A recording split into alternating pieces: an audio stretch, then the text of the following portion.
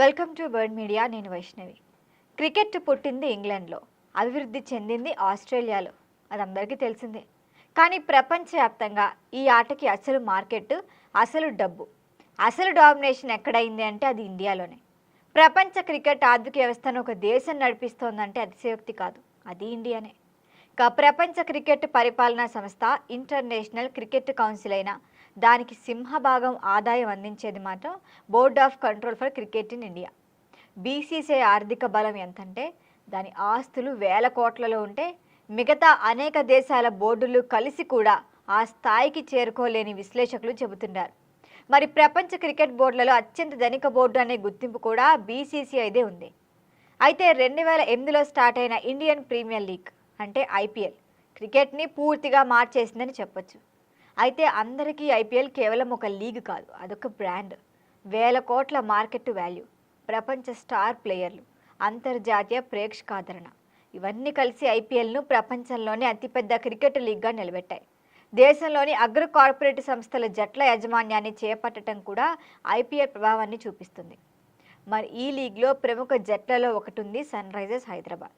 ఈ జట్టుకు యజమానిగా వ్యవహరిస్తోంది కావ్య మారన్. ఆమెకి ఎంతో పేరుంది. ఆమె నాయకత్వంలోని జట్టు బలమైన వ్యూహాలతో ముందుకు సాగుతూ వస్తుంది. దేశీయ లీగ్లతో పాటు అంతర్జాతీయ ఫ్రాంచైజీ క్రికెట్లో కూడా విస్తరిస్తోంది. ఇటీవల ఇంగ్లాండ్లో జరిగే ది 100 టోర్నీలో సన్ రైజర్స్ లీడ్స్ పేరుతో జట్టు ఏర్పాటు చేయడం కూడా వ్యూహాత్మక నిర్ణయంగా కనిపించింది. కానీ అదే సమయంలో ఒక వివాదం కూడా చెలరేగింది. పాకిస్తాన్కు చెందిన స్పిన్నర్ అబ్రర్ అహ్మద్ను జట్టులోకి తీసుకోవటమే భారత అభిమానుల్లో తీవ్ర ప్రతిస్పందనకి దారితీసింది. సోషల్ మీడియాలో ఒక్కసారిగా ఆగ్రహావేశాలు వెల్లువెత్తాయి. ఎందుకంటే అతను పాకిస్తాన్ ప్లేయర్. అయితే రీసెంట్గా చూస్తే పెహల్గాం నుంచి ఇప్పటి వరకు పాక్కి మనకి ఎక్కడా పడట్లేదు. దీంతో ఆమె పాకిస్తాన్ ప్లేయర్ని ఎంచుకోవటంపై అందరూ అసహనాన్ని వ్యక్తం చేస్తున్నారు. జట్టు అధికారిక హ్యాండిళ్లపై కూడా తీవ్రంగా విమర్శలు వస్తున్నాయి.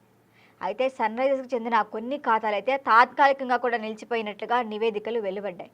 అభిమానుల భావోద్వేగాలు ఎంత బలంగా ఉంటాయో ఈ ఘటన మరొకసారి చూపించింది. క్రికెట్ వాణిజ్యపరంగా గ్లోబల్ గేమ్ అయినప్పటికీ భారత అభిమానులు భావాలు మాత్రం దేశభక్తితో ముడిపడుంటాయి. అందుకే పాకిస్తాన్ ప్లేయర్ని తీసుకోవటం అస్సలు ఇష్టపడలేదు. అయితే ఇది కేవలం ఒక ఆటగానే చూడొచ్చు కానీ చాలామంది చెప్తున్నారు. కానీ ఇది దేశభక్తితో ముడిపడి ఉండటం వల్ల ఎవరూ తీసుకోలేకపోతున్నారు. అయితే ఇండియా పాకిస్తాన్ రాజకీయంగా ఉద్రిక్తతల నేపథ్యంలో పాకిస్తాన్ ఆటగాడిని ఒక భారత ఫ్రాంచైజీ అనుబంధ జట్టులో చూడటం అంటే కొందరికి ఆమోదయోగ్యంగా లేదు. మరి జట్టు యాజమాన్యం తర్వాత వివరణ ఇచ్చే ప్రయత్నం కూడా చేసింది. ఆటే ఇదే అని. అప్పటికే సోషల్ మీడియాలో జరగాల్సిన డ్యామేజ్ జరిగిపోయింది, పెద్ద చర్చే మొదలైపోయింది. ఒక వాణిజ్య నిర్ణయం ఎంత పెద్ద భావోద్వేగ చర్చకు దారితీస్తుందో ఈ ఘటన స్పష్టంగా చూపిస్తోంది. ప్రపంచ క్రికెట్లో ఇండియా ఆర్థిక శక్తి అగ్రస్థానంలో ఉన్న అభిమానుల భావాలు కూడా అంతే ప్రభావవంతంగా ఉంటాయి.